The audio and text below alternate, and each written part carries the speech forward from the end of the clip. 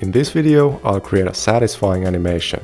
It's gonna be sci-fi themed, takes place in a spaceship lab, and features fluid simulation, some robotics, and soft body physics.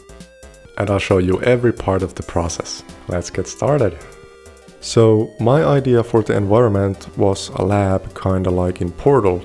And for the animation, I wanted to make a mold that gets stuff poured into it. Then the stuff settles into a solid object, and a claw comes and takes it away. Originally, the idea was that it would be a perfectly looping animation, but later I chose not to do that. Anyway, I started with an empty room where I added these circular doors that things could enter the scene from. Then I made a window that looks into space. In reality, it just shows a PNG image. I also found these vents and put them onto the ceiling. Gotta have some ventilation in the lab, I guess. Then I just blocked out some pipes and stuff. I kinda just winged it here. The wall looked like it needed something more, so I pushed in a recess. Adding materials is one of my favorite things ever in these projects, and luckily Blender Kit has a bunch of sci-fi materials. At this early stage I just threw something on the wall and definitely didn't spend an hour downloading random textures and sci-fi themed objects. I mean, how can I not use these sick assets? This medkit fits the scene perfectly, so I put that on the wall along with this display. I also rounded the corners of the window. Connecting it to the wall was a bit of a pain though. I'm not sure what these are, but I modeled them and put them into the corners of the room. At first I planned to have a glass tube with liquid flowing inside, but it looked bad, so I just put some wires there instead.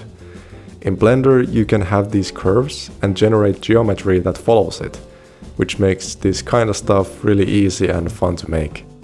Some of these wires go to devices or fitting spots on the wall.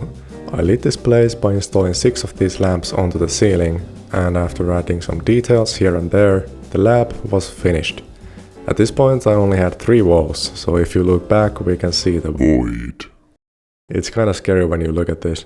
I'm pretty sure there's a phobia for this kind of stuff. And now it was time to create the animation itself, starting with the mold. Honestly, that part is kinda boring. I made these 2 halves that come together like this.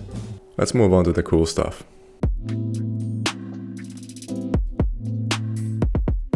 By the way, check out my last video where I modeled Ratboy over here and put him in a game. It's an amazing video, I promise. Fluid Sim is amazing. Let me show you my setup. So I have this ball here. It squirts out fluid. I added a collider sphere, and now we can fill the mold with liquid. But it's messed up, as usual. After bashing my head against the keyboard for half an hour, it somehow started cooperating. But it still leaks through sometimes, so I added this mesh to catch the drips. Kinda like a diaper. And there we go. Our ball is now filling up with goo. I also added this tube that the goo flows out of. Very cool. I also made a sick displacement transition animation for the material so that it kind of settles against the walls of the mold. I actually made the fluid emit this peach color to make it look delicious. If it just reflects light, then it looks too dark, and I want it to be kinda cartoony. I think this stuff looks so good I just wanna taste it. So the point is that this fluid solidifies into a ball, and then the mold separates and the ball falls down. For this I used Softbody Physics. It took me a couple of tries, but basically it's supposed to make the object kind of bouncy, and you can tweak the physics a lot, and if you make the ball too soft, then basically it just collapses onto itself, which is kind of funny. Eventually I got this nice bounce, cause some dude thankfully made a tutorial on this. And that leaves us with only the last part of the animation remaining, where this claw comes out and grabs our ball of goo. I got no experience modeling this kind of stuff, but it wasn't too bad, honestly.